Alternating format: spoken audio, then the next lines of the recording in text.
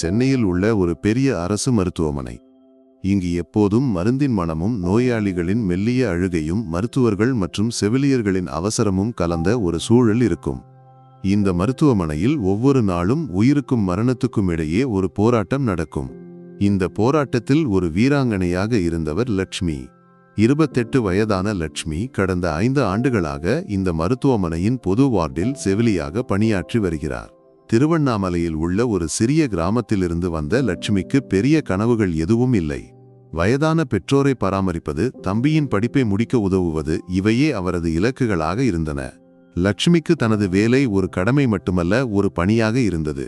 மற்ற பல செவிலியர்கள் வேலையை ஒரு சுமையாக கருதிய போது, லட்சுமி ஒவ்வொரு நோயாளியின் வலியையும் தனது வலியாக கருதி அவர்களை பராமரித்தார். அவரது மென்மையான குணமும் இரக்கமும் காரணமாக நோயாளிகள் அவரை அக்கா என்று அழைத்தனர். ஆனால் மருத்துவமனையின் கடுமையான அமைப்பும் சில ஊழியர்களின் கடினமான நடத்தையும் அவரை அடிக்கடி வருத்தமடைய செய்தன. குறிப்பாக உரிமையாளர் இல்லாத நோயாளிகள் வரும்போது. உரிமையாளர் இல்லாத நோயாளி என்றால் இந்த உலகில் யாருக்கும் தேவையில்லாத ஒரு மனிதர் பெயர் இல்லை, முகவரி இல்லை, உறவினர்கள் இல்லை. அத்தகைய நோயாளிகளை மருத்துவமனையின் ஒரு மூலையில் உள்ள படுக்கையில் படுக்க வைப்பார்கள். பெரிய கவனம் யாரும் செலுத்துவதில்லை. 1 மாதத்துக்கு முன்பு அப்படி ஒரு நோயாளி வந்தார். ஒரு பூங்காவின் பெஞ்சில் பரிதாபமான நிலையில் கிடந்த அவரை காவல்துறையினர் கண்டுபிடித்தனர். ஏறக்குறைய 70 வயது மதிக்கத்தக்க ஒரு தாத்தா. ஆடைகள் ஒழுங்காக இருந்தாலும் அவரது நிலை மிகவும் மோசமாக இருந்தது. அவரை அடையாளம் காண எதுவும் இல்லை.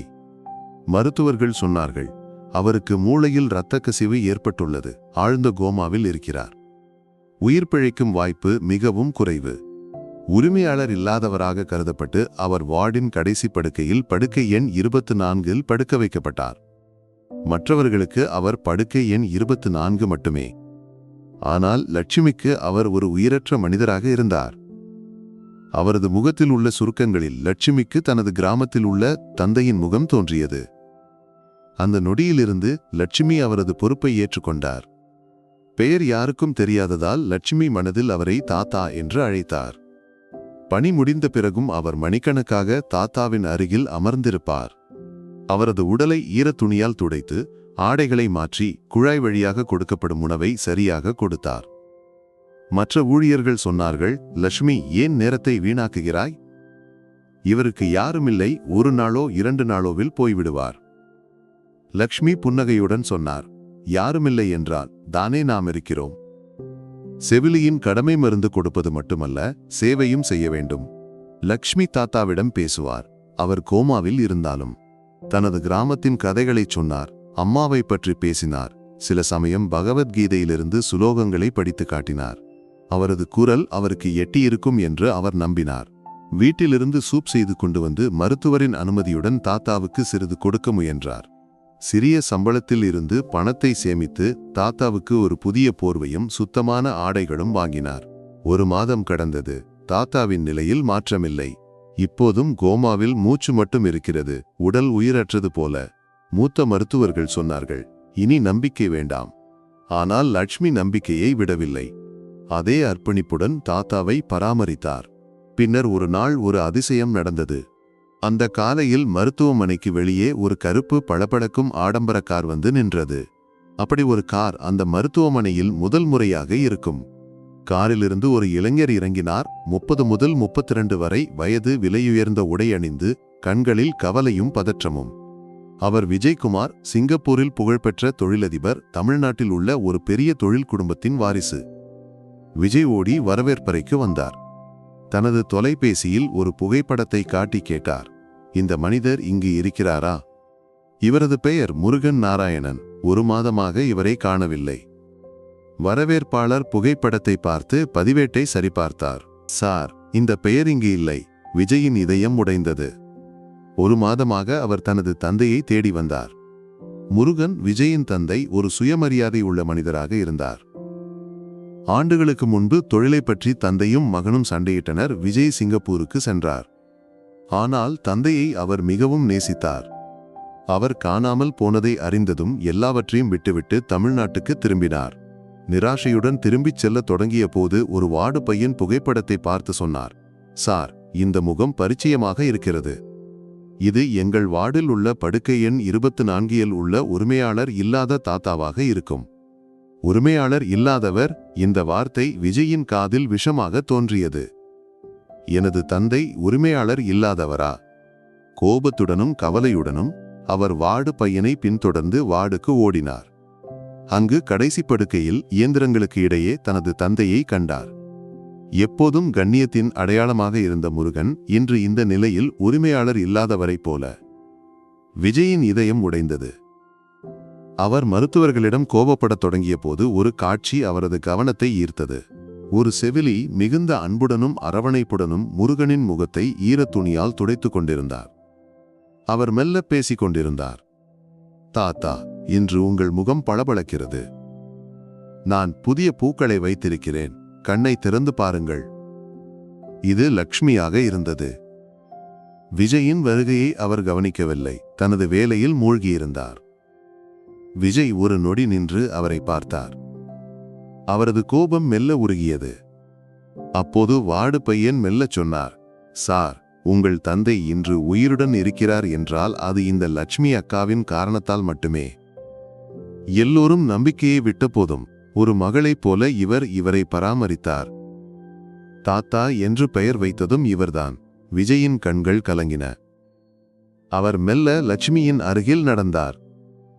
லட்சுமி யாரோ பின்னால் நிற்பதைக் கண்டு திரும்பினார். ஒரு அந்நியரான செல்வந்தரான மனிதரைக் கண்டு அவர் சற்று பதற்றமடைந்தார். உங்கள் பெயர் என்ன? விஜய் கேட்டார். லட்சுமி, அவர் பதிலளித்தார். விஜய் கைகளை கூப்பினார். நான் விஜய்குமார். இந்த உரிமையாளர் இல்லாத நோயாளி உங்கள் தாத்தா, எனது தந்தை ஸ்ரீ முருகன் நாராயணன். லக்ஷ்மியின் கண்கள் ஆச்சரியத்தில் விரிந்தன. உங்கள் தந்தையா? பின்னர் எத்தனை நாட்களாக உங்கள் தந்தையை காணவில்லை? அவரது குரலில் ஒரு கண்டனமும் கோபமும் இருந்தது. விஜய் பார்வையை தாழ்த்தினார். நான் சிங்கப்பூரில் இருந்தேன். இன்றுதான் இவர் இங்கு இருப்பதை அறிந்தேன். எனக்கு பெரிய தவறு நடந்துவிட்டது. ஆனால் உங்கள் இந்த சேவைக்கு நான் எப்படி நன்றி சொல்வேன்? லக்ஷ்மி விஜயை இடைமறித்தார். நன்றி எதுவும் வேண்டாம் சார். இது எனது கடமை. நான் எதையும் பெரிய காரியமாக செய்யவில்லை. விஜய்க்கு தோன்றியது இந்த எளிமையான செவிலியின் முன்னால் தனது கோடிக்கணக்கான சாம்ராஜ்யம் ஒன்றுமில்லை. அவர் உடனே தொலைபேசியை எடுத்து நாட்டிலேயே மிகப்பெரிய தனியார் மருத்துவமனைக்கு அழைத்து ஒரு விமான ஆம்புலன்ஸை தயார் செய்ய சொன்னார். பின்னர் லட்சுமியை பார்த்து சொன்னார், லட்சுமி, நான் எனது தந்தையை இங்கிருந்து மாற்றுகிறேன். ஆனால் செல்வதற்கு முன் உங்களுக்கு ஏதாவது செய்ய வேண்டும். அவர் காசோலை புத்தகத்தை எடுத்து ஒரு பெரிய தொகையின் காசோலையை எழுதி லட்சுமிக்கு நீட்டினார். இது எனது ஒரு சிறிய பரிசு. லட்சுமி கைகளை பின்னால் இழுத்தார். மன்னிக்கவும் சார், இது எனக்கு வேண்டாம். நான் இந்த சேவையை பணத்துக்காக செய்யவில்லை. விஜய் வற்புறுத்தினார். ஆனால் எனது மனதின் அமைதிக்காக இது. லக்ஷ்மி உறுதியாக சொன்னார். உங்களுக்கு ஏதாவது செய்ய வேண்டுமென்றால் தாத்தா விரைவில் குணமடைய வேண்டும் என்று பிரார்த்தனை செய்யுங்கள்.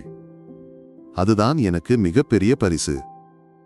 மருத்துவமனை ஊழியர்கள் இந்த காட்சியைக் கண்டு திகைத்தனர். அவர்கள் ஒரு சுமையாக கருதிய உரிமையாளர் இல்லாத நோயாளி ஒரு பெரிய தொழிலதிபராக இருப்பார் என்று யாரும் நினைக்கவில்லை. அவர்கள் முட்டாளாக நினைத்த செவிலி இன்று ஒரு தேவதையைப் போல நிற்கிறார்.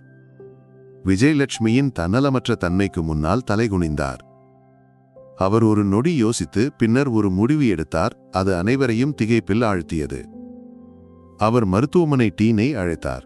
சார், நான் எனது தந்தை ஸ்ரீ முருகன் நாராயணனின் பெயரில் ஒரு தொண்டு மருத்துவமனையை இந்த நகரத்தில் கட்ட விரும்புகிறேன். அங்கு அனைத்து ஏழைகளுக்கும் உரிமையாளர் இல்லாத நோயாளிகளுக்கும் இலவச சிகிச்சை கிடைக்கும். அந்த மருத்துவமனையின் முதன்மை அறங்காவலராகவும் தலைமை நிர்வாகியாகவும் லட்சுமி இருக்க வேண்டும். லட்சுமி திகைத்தார். சார், நான் ஒரு சாதாரண செவிலி. இவ்வளவு பெரிய பொறுப்பை என்னால் எப்படி கையாள முடியும்? விஜய் சிரித்தார். லட்சுமி, எந்த உறவும் எதிர்பார்ப்பும் இல்லாமல் ஒருவரை இவ்வளவு சேவிக்க முடிபவர்களால் உலகின் மிகப்பெரிய பொறுப்பையும் கையாள முடியும். உங்களின் மனித நேயமே உங்களின் மிகப்பெரிய தகுதி. உங்களின் மேற்படிப்பும் மருத்துவமனை மேலாண்மை பயிற்சியும் வெளிநாட்டில் நடைபெறும். அனைத்து செலவுகளையும் எனது அறக்கட்டளை ஏற்கும்.